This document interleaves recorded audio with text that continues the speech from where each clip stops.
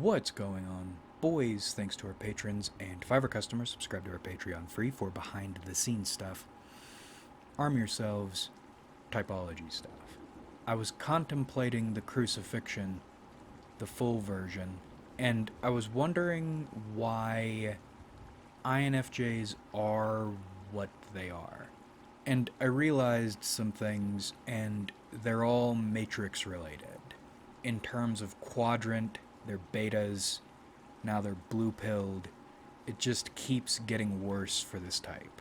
Now, at first, I realized the way INFJs operate is they run their own homebrewed matrices. Because what are a few of the basic things INFJs want? They want control over their environment and they want a positive self image. Now, that latter part is really important, but we'll get to that. So, how does one go about achieving control over their environment while also receiving a positive self-image because generate they can't generate a true one for themselves? How do they do these things? How do they achieve this level of control without TE? And without SI too, and without even the penetrating laser of dominant or auxiliary TI, they use other people to do it. You're familiar, or you might be familiar with the phenomenon, or the pack phenomenon. ENFJs surround themselves or immerse themselves in people, but they tend to take on one apprentice. Let's say it's very Sithy. Whereas INFJs operate packs of people. They're usually never the head of the pack, but they are the reason the pack exists. They are the reason the pack continues to exist. They're the reason it functions in any way, however they've engineered it to function. Rarely will you find a true lone INFJ, even if they appear to be that way. And these INFJs need these people not because they are an individual unit that likes performing social operations on people, but rather, I think, because these people are their world. And this is another instance, let's just cut the bullshit. I don't think INFJs are individuals the way we think of individuals. They're more like clouds.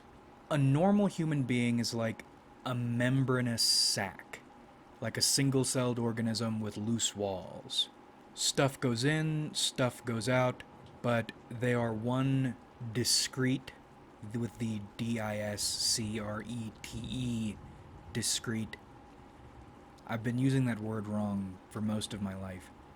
Individual. Not an island, not totally able to shut themselves off or shut themselves out from the outside world. They're formed from the outside world, but they also affect the outside world as an individual, and they're distinct as an individual. INFJs are not like that. INFJs know themselves by the things or by the people within their cloud. You're familiar with the phrase, birds of a feather flock together? INFJs are the birds that flock together. They're not a bird of a feather. At most, the cloud will have some loose preferences about the things it wants or the way it wants to be seen, but without people in the cloud, they have little way of defining themselves. Now, I think some INFJs sometimes can reach a point by which they can define themselves by themselves, but that's not the standard. The standard is a cloud with some preferences that wants to give these preferences shape using people. That's why within their packs, INFJs will do two things. One, they will curate the people they allow to be around them or within their pack. Not even necessarily within their pack, because an INFJ can have multiple packs, but I would say within their cloud for an extended period of time. And then, once they have selected people to be in their cloud, they will matrix them. And it's interesting because this can be a two-way process, but the objective quickly is to achieve a state to matrix onto people, even if they are defining this state from the people they are collecting, like Pokemon. And what do I mean when I say matrixing? It's culty shit. And not even fun culty. What an INFJ will do to these people is subtly reinforce this worldview they have arrived at. And they'll do it by trying to make you feel like this worldview either has always been your own or is something that is close to your own and might suit you better. And if you're not careful, you will buy it. And by the time you've noticed a change, it'll already be done. And that process is smooth because if they've picked you, then you were already more receptive to their manipulation than you might have realized. Because we mentioned the sorts of people they'll allow to be within their cloud for extended period. Notice how hostile INFJs are to people who don't fit this idea they are cultivating and pushing. An INFJ will move faster and more aggressively than you probably think they can, or they're capable of, to remove this corrupting influence. And we mentioned these loose preferences too. I think where those preferences come from, I think it's whatever allows them to maximize pleasure without violating the effect their childhood had on them or that trauma had on them. I'm not saying it's directly childhood or directly trauma, but rather it seems like childhood and trauma help them develop some parameters that they feel they need to stay within while maximizing their pleasure. INFJs, despite how they look, despite how they act, or appear to act, I've known them to be extraordinarily Epicurean. They all like fucking and sucking. They're very much like INTJs in that way. And I know you're asexual, but I also know you like looking good because you're afraid of looking bad. I know you're a dopamine addict. I know you like going places you shouldn't, even though you act like you don't want to go to those places. Maybe you feel like you don't want to go to those places, but you always find yourself at those places. I know you. An INFJ is concerned with maximizing their pleasure in a way that allows them to sleep at night. And this is where the self-image thing comes in. INFJs are concerned with self-image. And originally I thought this was a strictly narcissistic interest and practice, doing the mind manipulation shit to feed an ego. But once you realize they're clouds, this entire practice takes on a sad air. They are using you to manifest an idea of the world and a vision or an idea of themselves because they can't do it without you. And that makes things difficult both when they're dealing with a corruptive influence and when they're dealing with an anti-matrix influence. Because maintaining the matrix is exhausting. When they need to use additional bandwidth for whatever reason, it's even more exhausting. And they always react negatively, and before, when you're viewing them or thinking of them as actual people, which they aren't, it comes across as a manipulative cult leader being angry their power is threatened. And there is an element of that at work, but it's also the fact if they can't keep up the matrix, then they cease to exist. or at least any concrete or acceptable identity of theirs ceases to exist. So they are personally threatened, both in the way you think they are and also not in the way you think they are. And it has a sad air because you come to realize most INFJs will never be capable of true self determination, self identification. Most INFJs will always need other people to help them define themselves. And if that were all it was, and this was the only way it worked, not any more complicated than this, then that would be pitiable and maybe people would be willing to help them. So they wouldn't need to do the manipulation shit. But it is more complicated. It is infinitely more difficult. Because INFJs want other people to define them, but they are magnetically opposed to acknowledging that need in themselves. They're more than comfortable acknowledging the fact they need other people, but I don't know if it's a blind spot or a conscious denial. They refuse to acknowledge what they really need people for. And even as clouds, as I mentioned, they do have some individual independent characteristics, but those characteristics and desires are usually base and ugly. This is one of the reasons INFJs are so contradictory, why so many of them are doomed, and why I recommend not engaging with them. Most INFJs are defined by a quest for identity.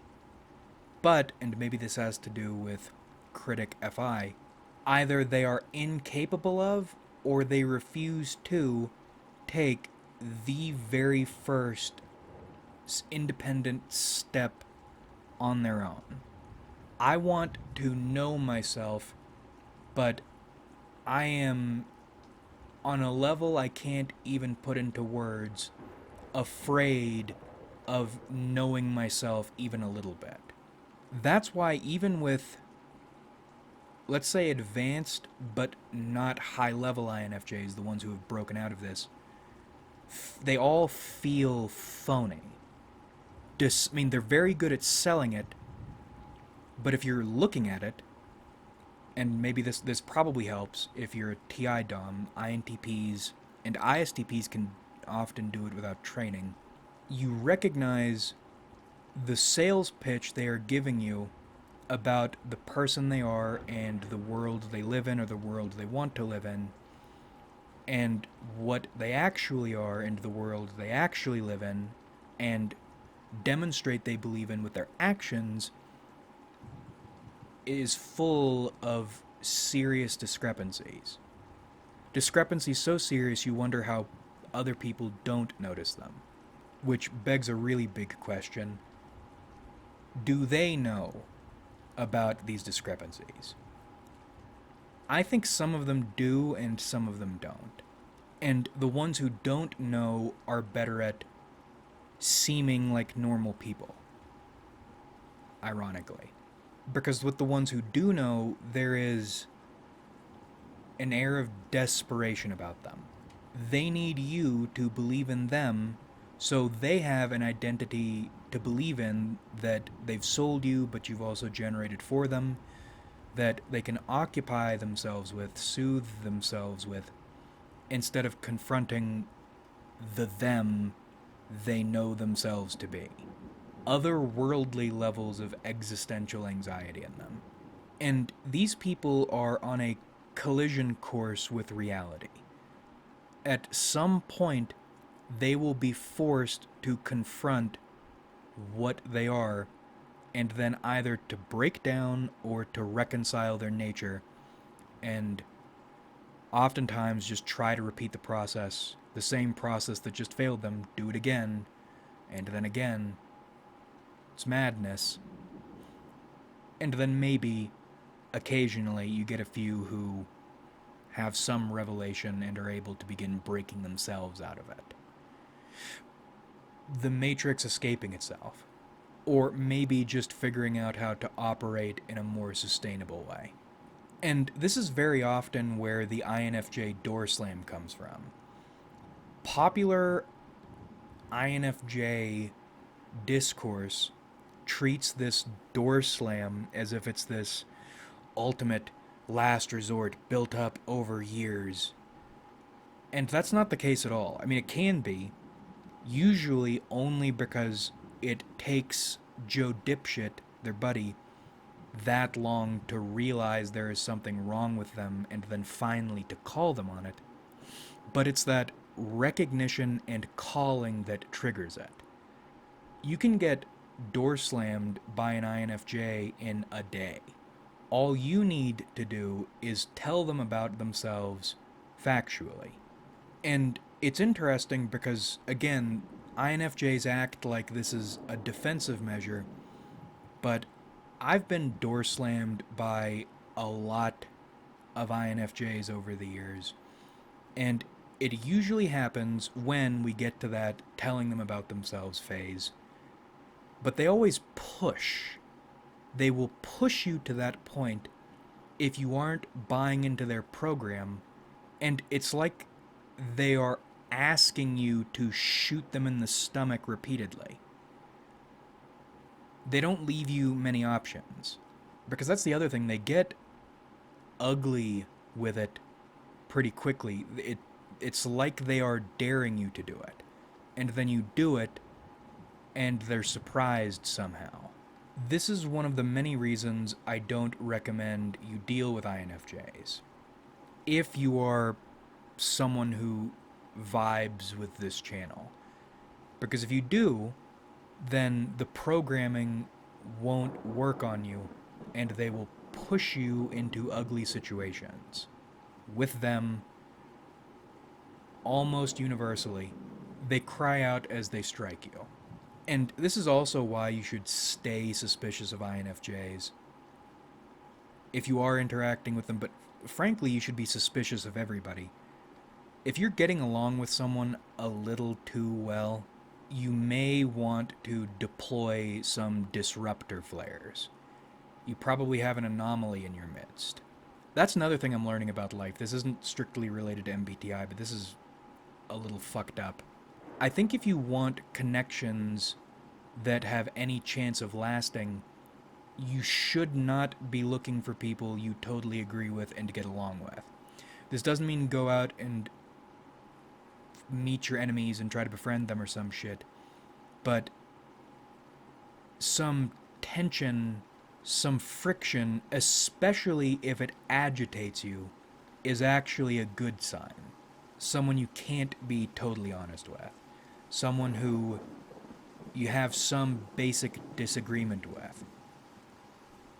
These connections, if you can figure out how to manage them, or at least you can feel the trajectory, the shared trajectory is moving in a good spot, tend to be a lot stabler.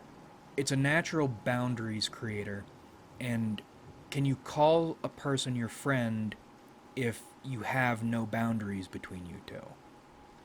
You're not individuals at that point. I don't know what you are, but I don't like it. But anyway, all this actually contributes to my hating INFJs a little bit less overall. Because I can't know how that existence feels, and I certainly dislike the way you deal with it, most of you deal with it. But I can't imagine it feels good, especially if for whatever reason you happen to hate people. But maybe that's where the murderer INFJs come from. When I say murderer INFJ, I don't mean INFJs who go out and murder. INFJs have a weird thing, at least in my experience, with killing. Even in concept, even if an INFJ presents themselves as very aggressive, what have you, very uneasy with the idea of killing another person. Versus INFJs who say they would kill someone and you feel that they would. That probably needs to be investigated more, but I'm willing to bet murder type INFJs are better at individuating. As for the rest, I don't like what you are. I don't like how you deal with it. But I do feel bad for you. Which is something I can't say of INTJs, who, interestingly, are like the opposite of INFJs. They are so insulated within themselves, it's like nothing else exists. Maybe I just don't like NI-DOMs, which is odd because I tend to like ENTJs a lot. I'll never understand how one little twist of the functions can generate creatures so different. Anyway, here's my brief idea, completely untested, totally theoretical, for how an INFJ can begin declouding themselves. Take a piece of paper and write down everything about yourself you're afraid of or you dislike, especially the things you're afraid other people will realize you are, all the contradictions you're aware of, and then, one, try to accept them. Something I like doing, and this is probably easier with a YouTube channel, which is one of the reasons I recommend you make a YouTube channel. And for your purposes, it'll actually be better that at present you have no viewers. Tell people what about yourself you're most afraid of or you're most ashamed of, why you're afraid or ashamed of it. Then realize that you haven't died. Maybe your idea of yourself has died, but you haven't died. That shit kept coming up.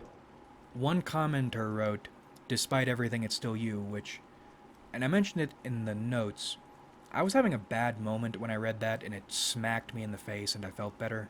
Maybe an idea of yourself died, but you are still you. And then, once you've accepted this as part of you, you can begin trying to become this thing. Which, at the outset, however, whatever it is, however you feel about it, you think there is no way you could ever be this thing, that you would ever want to be this thing because this thing is so awful. But once you've accepted it, and once you start becoming these things that you're afraid you are, you feel empowered. And I think Eternalized talked about it, but it was a Jung idea, engaging with the shadow and realizing it, because it's these things don't just come out of nowhere. This is an important part of you. Your shadow gives you energy. You aren't becoming these things, you already are these things. It's a matter of accepting them and embracing what you are and being energized in your totality. In my experience doing this shit, not only will you become a stronger person, a more resilient person, but also your life will get a lot more interesting. Weird, interesting shit will start happening once you begin accepting and becoming these things you find so shameful or ugly or scary, and start letting people know this is what you are. All this to say, I still hate INFJs and I want nothing to do with them, but it makes a little more sense, and I think there are things you can do to get out of this if you want to. Don't do the fucking write it down in a little leather-bound book and then burn it thing. Don't do that. What you're doing with that is burning a part of who you are, deepening your shame. You aren't symbolically burning it and cleansing yourself of it. You're punishing yourself. You're making the problem worse. Embrace it. Get out of this pit if you hate it so much. You can do it. Like if you enjoyed, subscribe if you haven't.